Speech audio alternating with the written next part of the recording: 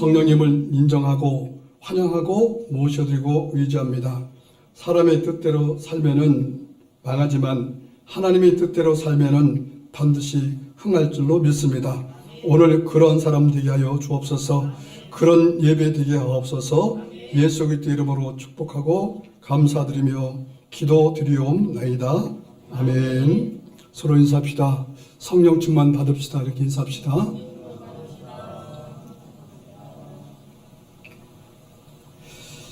자, 우리가 계속해서 갈라디아서 5장 22절에서 23절 말씀을 근거로 해서 성령의 열매라는 주제로 하나님의 말씀을 나눕니다.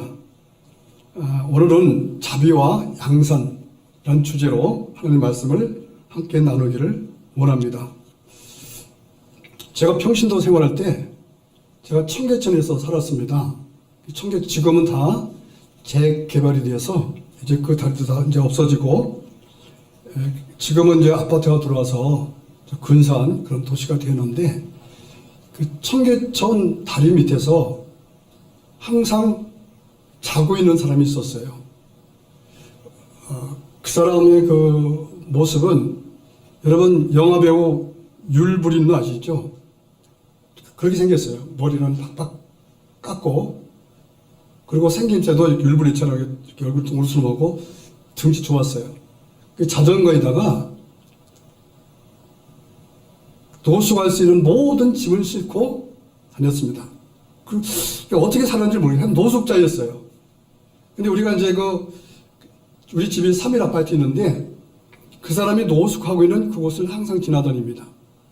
지나다니면서 그냥 지나다니고 노숙하니까 노숙하는 사람인가 보다 이렇게 생각하고 생활했죠. 그러다 어느 날 갑자기 우리 마음속에 저와 우리 집사람이 똑같은 마음을 하나님이 주셨어요. 참 불쌍하다. 참 불쌍하더라고요. 참 불쌍하다. 여러분 불쌍하잖아요. 노숙자니까 불쌍하잖아요. 불쌍하다. 그 마음을 늘 품고 있었습니다. 참 불쌍하다. 생기긴 멀쩡히 생겼는데 왜 저렇게 살지? 이런 마음을 품고 있었습니다.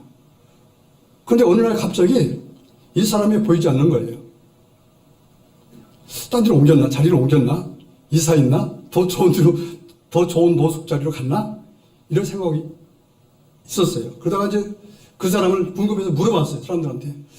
그 사람은 어디 갔습니까? 그러니까 며칠 전에 죽었다는 거예요. 나이는 한 50대 중반 정도 됐을 거예요. 근데 탁 우리 마음속에 하나님의 음성이 들려왔어요. 이 나쁜 놈아. 이 말씀이 들려왔습니다. 이 나쁜 놈아. 왜 저 사람에게 복음을 전하지 아니했니? 그 음성이 들려왔어요. 자, 오늘 자비와 양선입니다. 자비와 양선. 오늘 제가 왜 이 간증을 꺼내냐면은 사실 이 설교가 상당히 힘들고 어려운 설교입니다. 제가 이 설교를 준비하려고 그저께 제가 항상 이제 금요일 날이면은 설교를 다 마무리하거든요. 금요일 날 사무실에서 설교를 준비하려고 앉아 있는데 성경을 읽고 또 읽고 준비를 했어요. 기도하면서 준비했는데 도대체 제가 설교 제목은 잡아놨는데 설교를 쓰지를 못하는 거예요. 생각해도 설교가 딱 줄거리가 잡히지 않는 거예요. 쓸 수가 없는 거예요. 그래서 그렇게 오전 내내 이 설교를 준비하기 위해서 씨름을 했습니다. 기도하고 또 성경 읽고 또 찬양도 들어보고 또 다른 목사님도 설교도 들어보고 했는데 제가 이 컴퓨터에 이 타자를 칠 수가 없는 거예요. 그래서 제가 이제 저를 생각해 봤어요. 정말 내가 자비로운 사람인가? 내가 자비로운 사람인가? 내가 양선한 사람인가? 내가 이 설교를 할 수 있는 자격이 있는가? 내가 자비롭지 못하고 내가 선하지도 못한 사람인데 내가 그런 인격을 갖지 못했는데 내가 어떻게 성도들한테 여러분 자비로운 사람이 되십시오, 여러분 선한 사람이 되십시오 라고 말할 수가 있겠는가. 막 이런 생각이 들어서 너무 괴로웠어요. 사실 이 설교를 하려면요, 여러분도 마찬가지지만 듣는 자나 설교하는 자나 마음 깊이 이 말씀을 받아들여야 설교자는 이 자비와 양선이라는 주제의 설교를 할 수 있고, 여러분 듣는 사람들도 영어에서 깊이 해서 이 설교를 받아들여야 이 설교를 조금 이해할 수 있습니다. 이 설교 엄청나게 힘들고 어려운 설교예요. 또 여러분들 들을 때도 이 설교를 어쩌면은 나하고는 관계가 없고 관심이 없으니까 그냥 여러분 왔다가 그냥 가는 사람도 있을 거예요. 한번 노력해봐도 도대체가 이 설교가 어떤 설교인지 모르고 그냥 지나가는 사람도 상당히 많을 겁니다. 그만큼 어려운 설교예요. 참 힘든 설교입니다. 그래도 설교를 해야 되잖아요. 그렇다고 내가 그래서 후회를 했어요. 내가 괜히 이 설교를 이렇게 준비했다. 이걸 그냥 넘어가도 될 텐데. 여러분 넘어간다고 해서 여러분들이 무슨 나한테 무슨 목사님 왜 넘어갑니까? 뭐 이렇게 하실 분도 안 계실 것이고 또 할 사람도 없을 것이고 얼마나 편하고 좋습니까?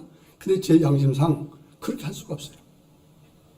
그냥 내가 힘들고 어렵기 때문에 나를 못하기 때문에 이 설교를 하지 않는다? 그렇다면 그것은 잘못된 목회자라고 저는 생각해요. 그래서 하나님께 부탁했습니다.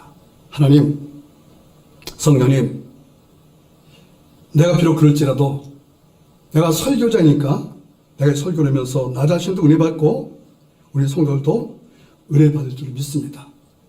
할렐루야. 그리고 설교를 준비했어요. 자, 이 설교를 들을 때 어떻게 들으신다고요? 영혼 속 깊이 해서 설교를 들으셔야 이 설교를 들릴 수가 있습니다. 자, 여러분에게 질문하겠습니다. 여러분 이 세상에 태어나서 받은 선물 중에서 가장 큰 선물이 어떤 선물이십니까? 사실 저는 선물을 많이 받잖아요. 선물을 상당히 많이 받습니다. 다 귀중한 선물들이죠. 참 고마운 선물이기도 하죠. 얼마 전에는 제 아는 목사님이 전화 왔어요. 목사님, 빵 좋아하세요? 제가 사실 빵을 좋아하기도 하고 안 좋아하기도 합니다. 제가 빵도 좋아하지만은 이 빵을 먹으면 소화가 잘 안 되고요. 제가 당뇨가 있기 때문에 좋긴 하지만은 또 좀 싫기도 해요. 그런데 싫다는 말은 안 먹는다는 소리가 아니라 제가 빵을 좋아하는 이유는 뭐냐면은 빵이 밀가루를 이렇게 만들잖아요. 여러 가지 재료를 섞어 만들잖아요. 그래서 빵의 그 색깔이 황갈색이잖아요. 황갈색. 그 먹음직한 색깔이잖아요. 그게 너무 좋은 거예요. 그 색깔이 너무 좀 보기가. 전화 왔으니까 제가 싫다고 할 수 없잖아요. 그랬더니 뭐 좋은 빵을 막 박스다 해서 차로 가져오셨어요. 참 바쁘신 분인데 참 고맙잖아요. 또 여러분들도 가끔 저한테 선물 주시잖아요. 제가 선물 받으면 항상 감사하고 기도하고 귀한 선물이죠. 참 귀한 선물입니다. 기억나는 게 상당히 많이 있잖아요. 근데 제가 곰곰이 생각해 봤어요. 가장 큰 선물이 어떤 선물일까? 누가 주는 선물이 가장 큰 선물일까? 저는 이렇게 생각합니다. 하나님이 주는 선물이 가장 큰 선물이다. 할렐루야. 하나님께서 주신 선물이 가장 큰 선물이에요. 그 선물이 바로 예수 그리스도인 것입니다. 예수 그리스도가 가장 큰 선물이에요. 예수 그리스도께서 가지고 오신 선물인데 그 선물 안에 무엇이 들어있을까요? 구원이라는 선물이 들어있는 것입니다. 구원이라는 선물. 근데 여러분 솔직히 생각해 봅시다. 솔직히 말해 봅시다. 여러분 정말 하나님께서 주신 선물이 주신 선물 중에서 예수 그리스도가 가장 큰 선물입니까? 아, 정말 그렇습니까? 네, 할렐루야. 그렇다면 예수 그리스도께서 가지고 오신 그분께서 가지고 또 선물, 선물 이름이 구원인데 그 구원이 가장 큰 선물이라고 믿으십니까? 할렐루야. 참 대단해. 믿으셔야 됩니다. 근데 가끔 사실 우리는 솔직히 말해요. 솔직히 말해요. 여러분 별로 귀하게 여기질 않잖아요. 소중하게 여기질 않잖아요. 맞지 않습니까? 제가 요즘에 뭘 좀 이렇게 가끔씩 궁금한 거 있으면 챗GPT가 이렇게 물어보거든요. 챗GPT가요 상당히 가시적이 많아요. 가시적. 사람들이요 비율을 너무 잘 맞춰줍니다. 딱 질문하면 좋습니다. 참 잘하셨습니다. 제가 이렇게 해드릴까요? 이게 쫙 이렇게 설명을 해요. 그러면서 내가 예를 들어서 내가 이 빨간 사과인데 이 빨간 색깔 사과를 이 빨간 사과가 빨간 색깔이고 파란 색깔이 있는데 나는 사실은 빨간 색깔을 좋아한다. 어떤 사과를 먹을까 그러면요. 잘 고르셨네요. 사과라는 것은요. 색깔이 있을 때 그것이 더 맛있게 보이고 뭐 어쩌고저쩌고 얘기해요. 근데 아니 네가 솔직히 말해봐. 빨간 사과가 좋아? 파란 사과가 좋아? 근데요 사실 저는요. 사실 우리 성장님께서는 파란 사과를 드시는 게 좋습니다. 이렇게 말해요. 그런데 난 파란 사과 싫어데 그러면 빨간 사과 드세요. 이래. 이게 얼마나 이게 야가 터진지 몰라요. 솔직해야 돼요. 사실 우리를 별로 귀하게 여기지 않고 있잖아요. 근데 사실 귀하게 여기면서도 소중하면서도 그게 그렇게 소중하고 그렇게 귀한 줄 모르고 살아오기단 말이죠.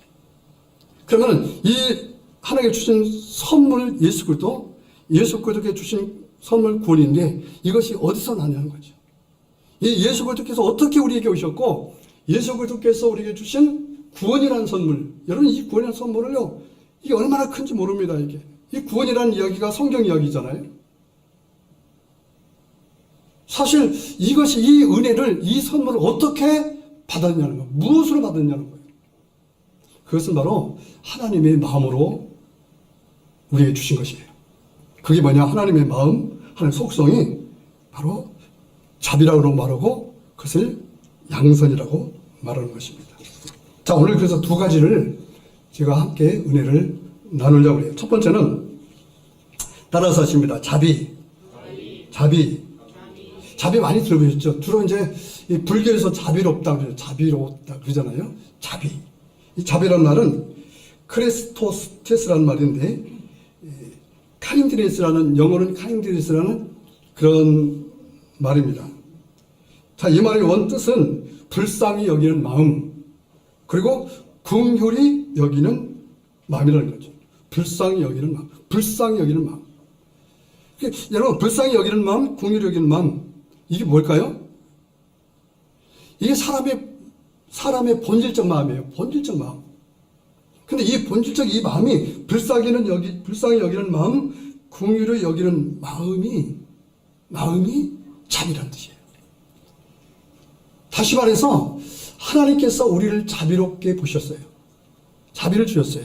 우리를 불쌍히 여기시고 긍휼히 여기셨기 때문에 우리에게 하나님께서 예수 그리스도를 보내셨고 예수 그리스도를 통해서 우리가 구원을 받은 것이라 그 말입니다.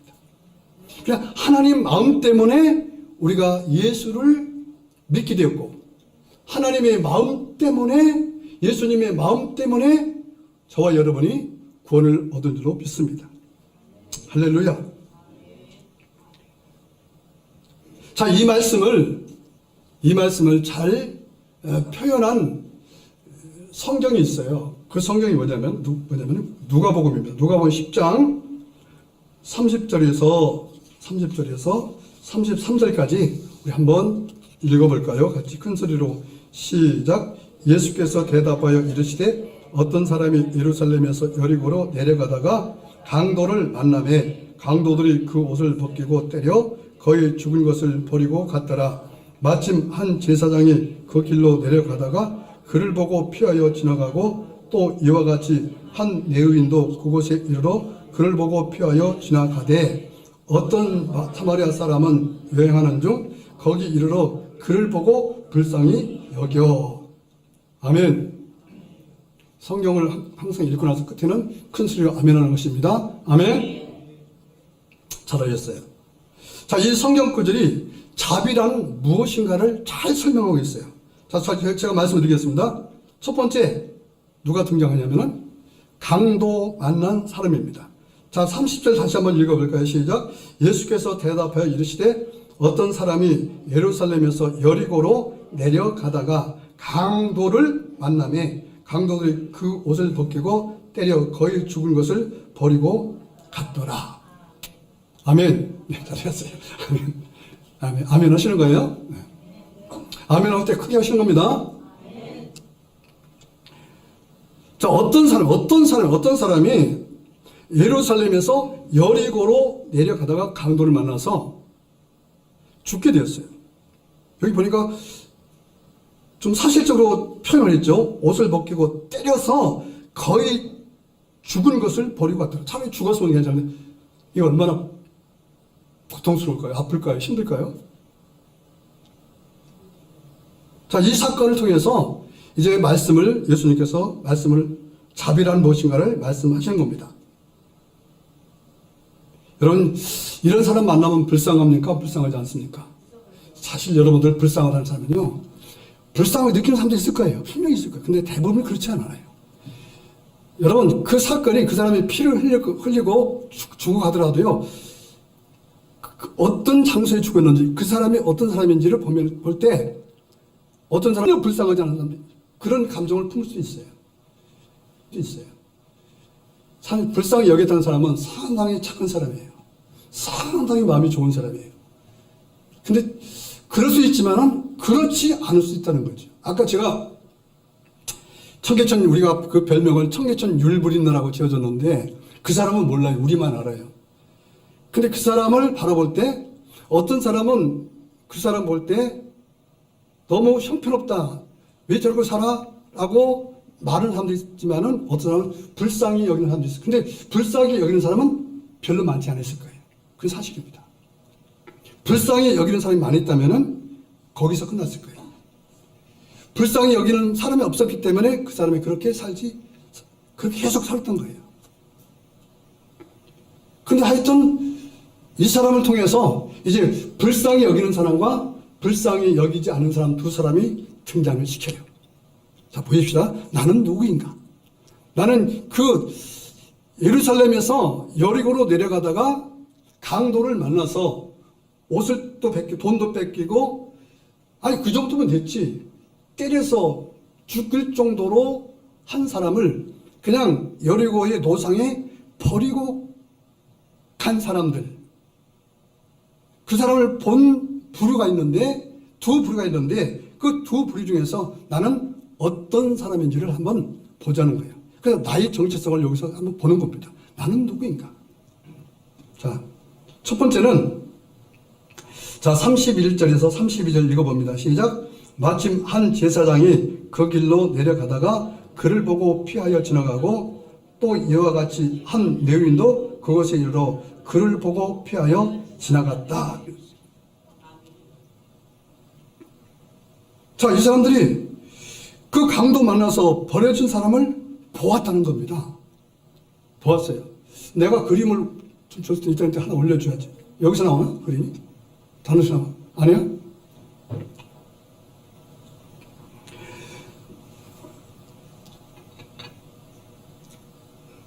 자, 이렇게 볼 수 있어요. 자, 여기서 보니까 제사장 레위인이거든요. 이 사람들이 신분이 어떤 사람이죠? 신분이 상당히 높은 사람들이에요. 상당히 대단한 사람들입니다. 그런데 이 사람들이 그를 보고 피하여 지나갔다. 이렇게 말했어요. 자, 그러면 이 사람들이 어떻게 생각했을까요? 왜 그냥 지나갔을까요? 분명히 보았을 때 그 사건을 봤으니까 분명히 자기들의 어떤 논리적인 생각을 가졌을 거예요. 그게 나의 정체성이에요. 나의 모습이에요. 전 이렇게 봅니다. 자, 제사장, 레위인. 이렇게 생각했을 겁니다. 그러니까 그럴 수밖에 없어. 이게 무슨 뜻일까요? 아니, 이 길은 도둑놈들이 많고 강도도 많은데 왜 돈을 가지고 혼자 다녀? 혹시 저는 나쁜 놈 아니야? 벌 받은 게 아니야? 이렇게 생각했을 거예요. 왜냐면요, 이 제사장과 레위인은 율법을 지키는 사람이었습니다. 율법을 지키는 사람. 지키는 사람. 그래서 율법을 지키는 사람은 판단하게 되어 있습니다. 판단. 검사들, 판사들은 판단을 해야 돼요. 판단을 해야 돼요. 법을 가졌기 때문에. 근데 레위기 21장 1절에 보면은 이 레위인이나 제사장들은 피를 만져도 안 되고 죽은 사람의 시체를 만져도 안 되는 법이 있어요. 민수기 19장 11절에도 그런 내용을 다시 한번 반복해서 말씀을 합니다. 너는 제사장이야. 너는 레위인이야. 너는 성소에서 거룩한 일을 하고 있으니 너는 피를 죽은 사람을 만지면 안 돼. 이렇게 말할 수 있어요. 왜 그 생각을 가진 거예요? 그게 맞는 거예요. 물론 그것 때문일 수도 있지만은 아마 그랬을 거예요. 저렇게 얻어맞고 강도 많았다면은 필경 인과응보일 것이다. 그러니 첫 번째는 나는 성소에서 일하는 사람이기 때문에 말씀대로 피를 만져도 죽은 시체를 만져도 안 되는 사람이기 때문에 만질 수 없고, 또 하나는 저 사람은 죄를 졌기 때문에 당연하게 벌 받은 거야. 이렇게 생각했을 거예요. 자, 이 사람에게는 장점이 있었어요. 뭐가 있었어요? 하나님 말씀을 지키는 건 있었어요. 하나님 말씀을 알고 있었어요. 그 사람은 신분은 거룩한 사람입니다. 근데 이 사람에게는 자비가 없었어요. 다시 말하면 하나님의 마음이 없었습니다. 근데 여기 또 한 사람이 등장시켜요. 누구냐면은 사마리아인이 등장합니다. 자, 33절 한번 읽어봅니다. 어떤 사마리아 사람은 여행하는 중 거기 이르러 그를 보고 불쌍히 여겼다. 자, 이 제사장과 레위와 사마리아인은 다르죠. 뭐가 다르냐면은 첫 번째는 제사장과 레위는 신분이 상당히 높은 사람입니다. 그리고 하나님 말씀을 지킨 사람이에요. 근데 이 사람에게는 자비가 없었어요. 불쌍한 마음이 없어요. 인간됨이 없어요. 인간됨이. 가끔씩 우리 보면 남을 판단을 하는 탈 있죠. 이렇게 저렇고. 그래서 그랬어요. 저거. 말은 잘해. 이렇게 해. 저렇게 해. 논리적인 잘 알아요. 그 사람은 따뜻함이 없어요. 마음이 없는 사람입니다. 근데 이 사마리아인은 어떤 사람이냐? 신분이 천한 사람이에요. 신분이 천한 사람. 근데 이 사람에게는 마음이 있었어요. 불쌍한 사람 보면은, 죽는 사람 보면은 불쌍한 마음이 들었어요. 불쌍한 마음이 일단 들었어요. 긍휼한 마음이 먼저 들었어요.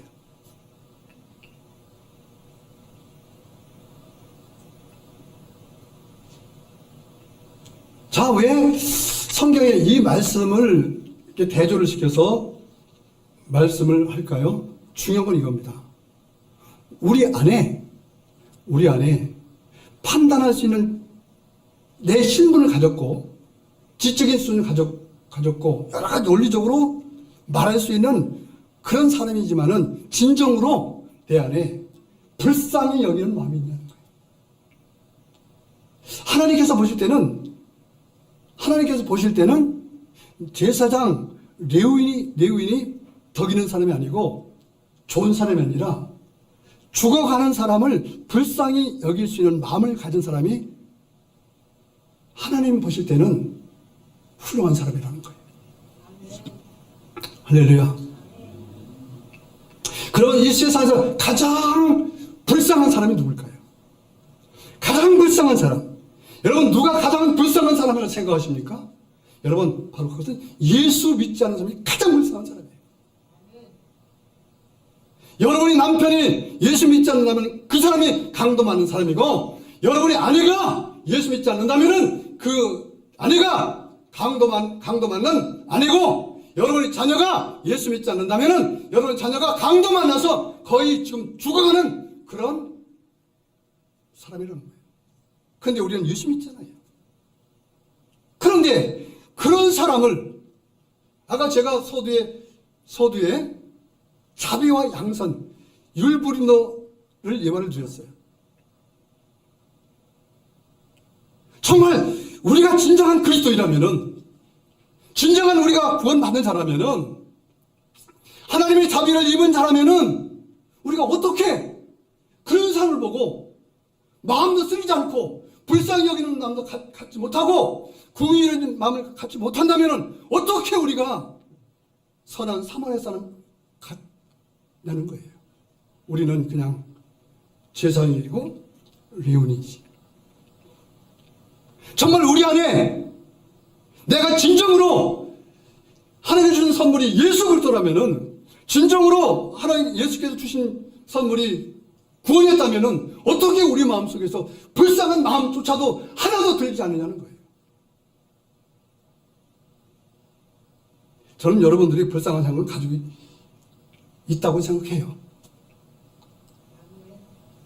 그렇지만은 만약에 그런 마음을 갖지 않는다면은 하나님께서 보실 때 우리는 제사장 내은이라고 말하지 않겠습니까? 예수 믿지 않는 가장 불쌍한 사람입니다. 시편 14편 1절에 어리석은 자는 그의 마음에 이르기를 하나님이 없다 하는도다 그랬어요. 하나님이 없다 하는 사람은, 하나님이 없다 하는 사람이 가장 불쌍한 사람이잖아요. 예수 믿지 않는 가장 불쌍한 사람이잖아요. 주일날이 돼도 이 날을 오지 못할 가장 불쌍한 사람이잖아요. 성령의 열매 중에서 자비는 영혼을 불쌍히 여기는 마음입니다. 제가 오늘 설교를 하러 나오기 전에 제가 거울을 한 3번 봅니다. 자세도 보고 좀 다듬기도 하고. 제가 근데 여기에 하얀 것이 많이 꼈어요. 그러니까 눈물이 나와보세요. 제가 오늘 설교를 다시 준비하다가 막 눈물이 막 쏟아지더라고요. 왜 그런지 모르겠어요.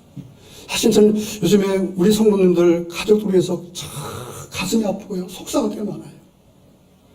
너무 마음이 아픈 거예요. 어떻게 자기 아내들이, 남편들이 예수 믿지 않는데 나머지 기도도 하지 않을까? 그리고 그 자녀가 내 남편을 불쌍하지 않을까? 막 이 생각하면요, 내 마음이 너무 아프고 막 갑자기 눈물이 나는 거예요.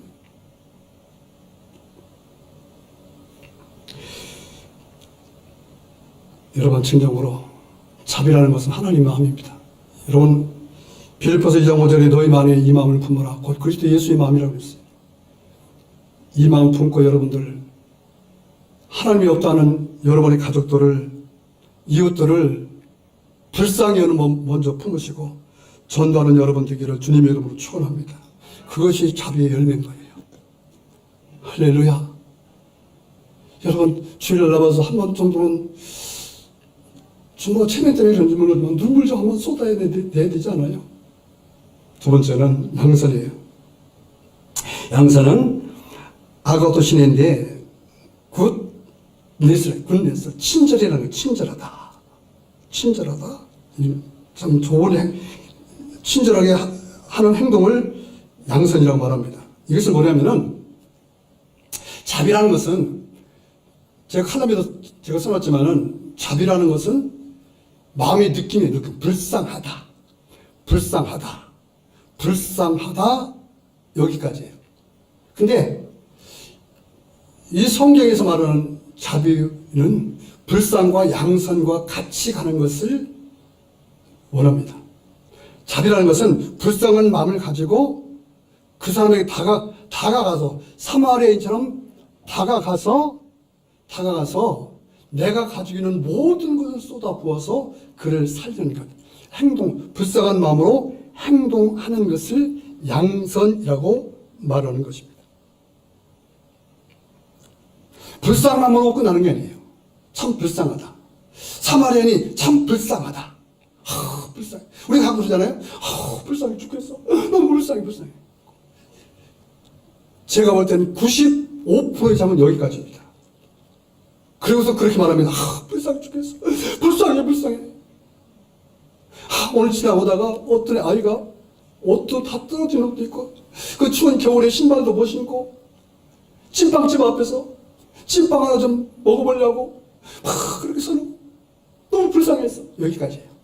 그럼 아이고 집사님은 이렇게 밤에 천사시여? 이렇게 말하셨잖아요. 그 천사의 마음이지 천사 아닙니다. 여기까지가 아니에요. 하나님께서 우리를 불쌍히 여겼다면 저러고 나쁜 놈이네 불쌍하다 저기 지옥 갈 텐데 이렇게 했다면 양선에 없었다면 우리는 다 지옥 갑니다. 우리 남편은요 그렇게 교회에 가자고 그러는데도 안 가고 그래요. 불쌍해 죽겠어요. 불쌍해 죽겠어요. 불쌍해 죽겠어요. 참 좋아요. 근데 거기까지예요. 그 다음 액션이 없다. 액션이 없으면은 그 사람은 그냥 제사장이 똑같은 사람이에요. 어차피 똑같아. 불쌍히 여기지 않은 사람이나 불쌍히 여긴 마음을 가지거나 그 사람은 똑같은 거예요.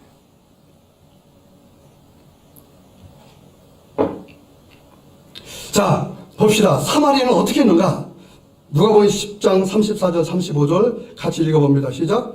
가까이 가서 기름과 포도주를 그 상처에 붓고 싸매고 자기 짐승에 태워 주막으로 데리고 가서 돌보아 주니라. 그 이튿날 그가 주막 주인에게 데나리온 둘을 내어주며 이르되 이 사람을 돌보아 주라. 비용이 더 들면 내가 돌아올 때에 갚으리라 하였으니. 이 구절을 보면요 진짜 자비가 뭐고 양선이 뭔지를 말하는 거예요. 자비의 결과는 살리는 겁니다. 돕는 거예요. 그래서 양선이 따라가지 않으면은 아무리 자비한 마음을 갖다고 해도 그건 자비가 아니에요. 자, 이 사람 어떻게 했어요? 가까이 갔다는 거, 가까이 갔다. 자, 제사장과 레위는 도망갔어요. 더러워. 저놈들 그래요. 내가 생각했어요. 복음은 누구한테 전하는 것인가?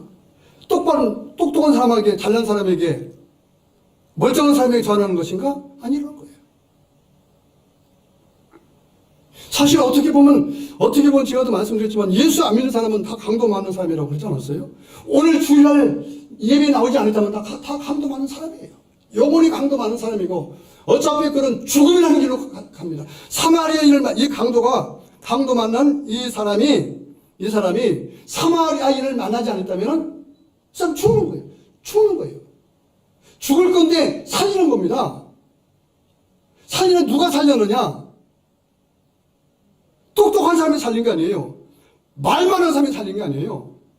입만 사람이 살린 거 아니에요. 행동하는 사람이 살렸다. 행동하는 사람. 자기 거를 아깝게 여기지 않냐고 내어준 사람. 내 것을 내어주는 사람. 내 그림 좀 내가 몇 개 올렸잖아. 안 했어? 그럼 말을 해줘야지, 여러분한테.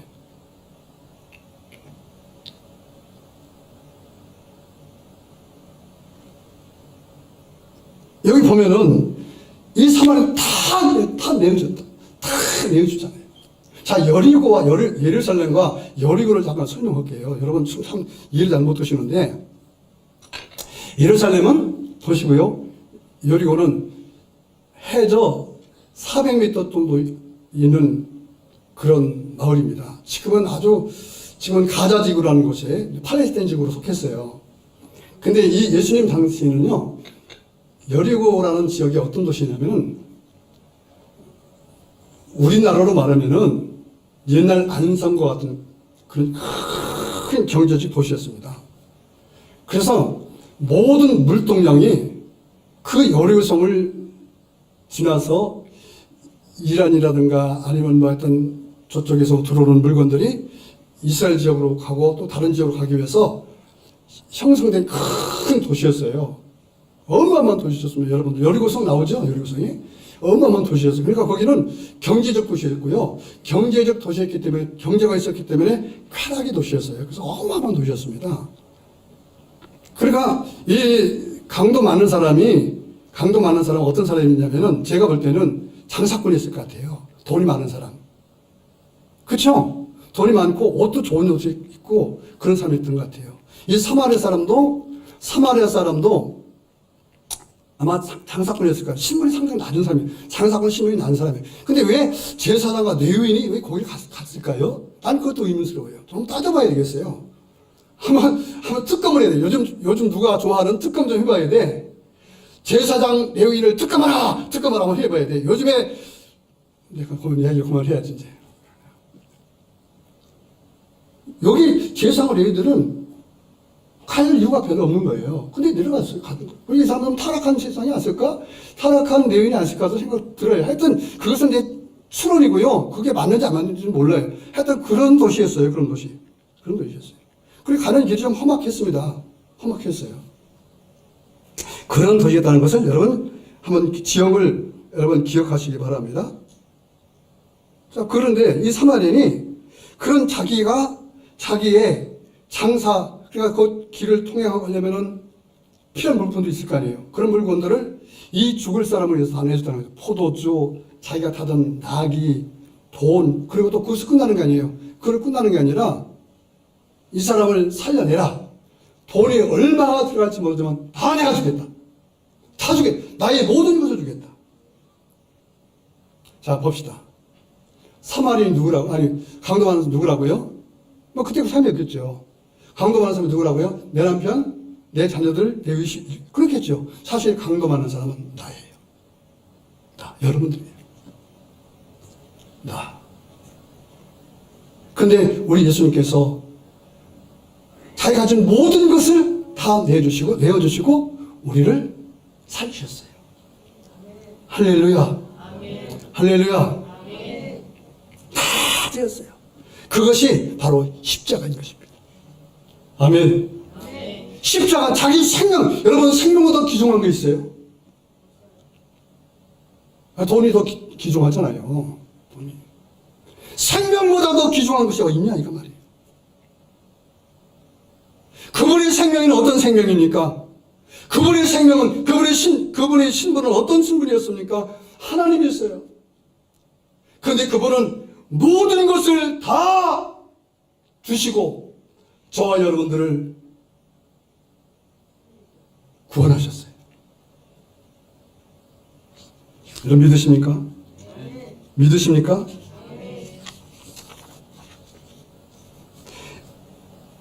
에베소 1장 7절에 같이 한번 읽어봅니다. 시작. 우리는 그리스도 안에서 그의 은혜의 풍성함을 따라 그의 피로 말미암아 성령과 죄사함을 받았느니라. 할렐루야. 할렐루야. 그리스도의 자비와 양선 때문에 저와 여러분들이 구원받게 된 줄 믿습니다. 자, 이렇게 하시고 나서 우리 제자들에게 한번 물어보셔요.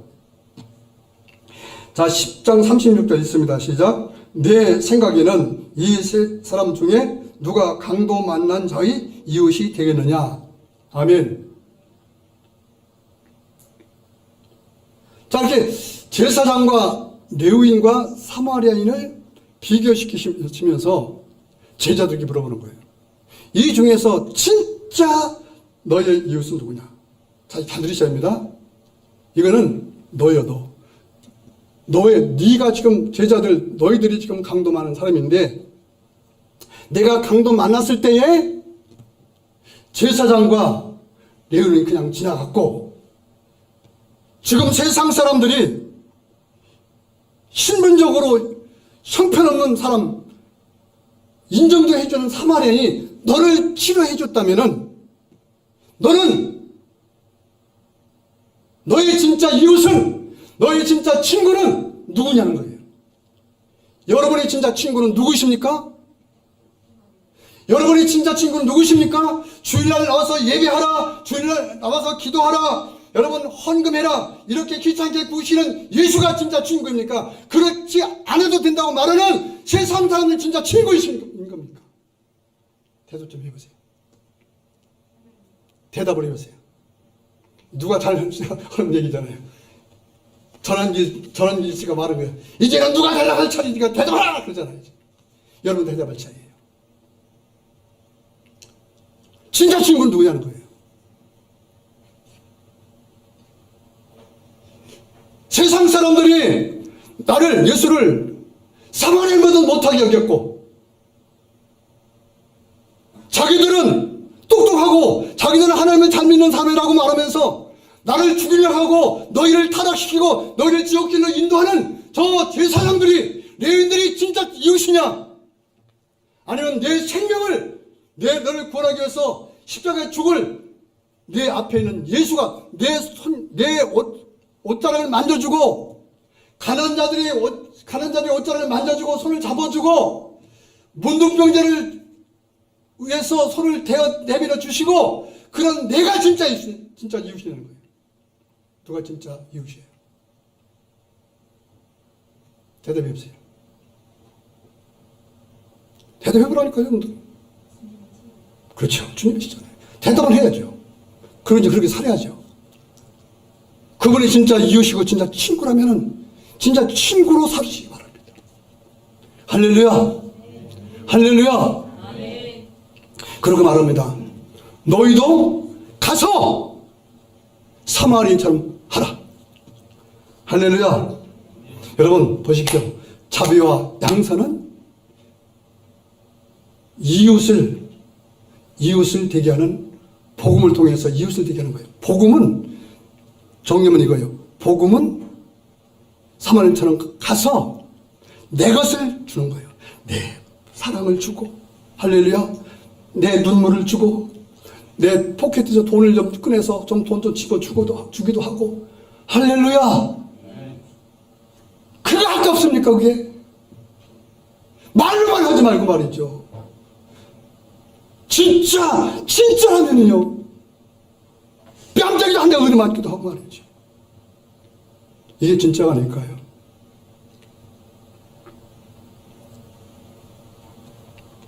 너무 마음이 무겁게 여기지 마세요. 하시면 되는 거예요. 할렐루야. 하시면 되는 겁니다. 제자들에게 물어봤잖아요. 누가냐? 그러니까 10장 30절에 이르되 자비를 베푼 자입니다. 그러니까 됐어. 오케이. 입술을 했으니 이제는 너의 행동으로 하라. 여러분, 행동으로 하는 여러분 되기를 주님으로 축원합니다. 축원합니다. 축원합니다. 자, 누가복음 10장 37절, 예수께서 이르시되 가서 너도 이와 같이 하라 하시니라. 할렐루야. 다 같이 한번 읽어봅니다. 시작. 예수께서 이르시되 가서 너도 이와 같이 하라 하시니라. 아멘. 아멘. 이와 같이 하시는 여러분 되기를 주님으로 축원합니다. 자비, 양선이 무엇인지 알으셨을 거예요. 이제는 아는 것이 끝난 게 아니라 너희 마음에 이 마음을 품으라. 곧 그래서 예수의 마음이니. 그것이 뭐냐? 바로 자비와 양선의 열매를 맺는 겁니다. 자, 자비와 양선의 열매를 맺으려면은 성령을 받지 않으면 이 열매는 맺지 못하는 것입니다. 만약에 우리가 불쌍한 마음을 갖기도 하고 우리 행동을 한다 하더라도 그것이 나의 선행이 있다면 하나님과 아무런 상관이 없는 것입니다. 예수 그리스도 이름으로 해야 되는 거예요. 예수 그리스도 하려면 포장만 예수가 아니라 내 마음이 예수의 마음이 있어야 되는 겁니다. 할렐루야. 제가 설교하기 참 힘들고, 하나님 왜 이런 설교를 내가 한다고 말이 나서 이렇게 나에게 고통을 주시는 거. 아니, 네가 했지. 네가. 그럼 제가 깨달은 말이 있어요. 제가 지난번에 오래 참음이라는 설교를 했잖아요. 제가 그게 때문에 제가 얼마나 많은지 몰라요. 제가 한동안 지나가면서 내가 화가 그렇게 많은 줄 몰랐어요. 근데 그걸 참아내느라고 얼마나 수고했는지 몰라요. 화가 날 때도 그래, 내가 설교 하나님 성령 열매 오래 참음 참게 되고 그러게 내 마음에 기쁨이 넘치고 하나님 칭찬을 내가 얼마나 많이 받은 일주일인지 모릅니다. 참 잘했다. 이런 칭찬 받는 여러분 되기를 주님의 이름으로 축원합니다. 축원합니다. 축원합니다. 크게 아멘. 더 크게 아멘. 더 크게 아멘. 할렐루야. 하나님께 영광 박수드립니다. 하나님 감사합니다. 자, 우리 찬송 한번 부르겠습니다. 당신은 사랑받기 위해 태어난 사람.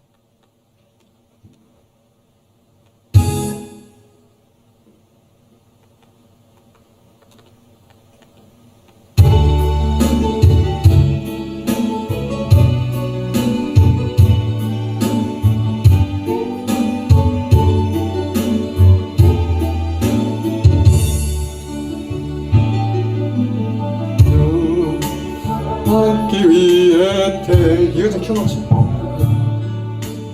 내 삶 속에서 갖고 있지요. 당신은 사랑받기 위해 태어난 사람. 당신의 삶 속에서, 내 삶 속에서 사랑받고 있지요. 태초부터 시작된, 태초부터 하나님의 사랑, 우리의 만남을 통해 열매를 맺고, 당신이 이 세상에 존재함으로 인해 우리에게 얼마나 큰 기쁨이 되는지. 당신은, 우리 옆에 사람에게 한번 인사합시다. 당신은 사랑받기 위해 태어난 사람. 지금도 그 사랑 받고 있지요. 당신은 사랑받기 위해 태어난 사람. 지금도 그 사랑 받고 있지요. 이 시간 함께 통수로 한번 기도합니다. 하나님, 자비와 양선의 열매를 맺게 하여 주옵소서. 우리 안에 그리스도의 마음을 품게 하여 주옵소서. 아버지의 마음, 하나님 마음을 품게 하여 주옵소서. 내 안에서 예수 믿지 않아서 죽어가는 강도만 바와 같은 내 가족들을 불쌍히 여기는 마음을 품게 하옵소서. 긍휼히 여기는 마음을 품게 하여 주옵소서. 이웃들을 불쌍히 여기는 마음을 품게 하옵소서.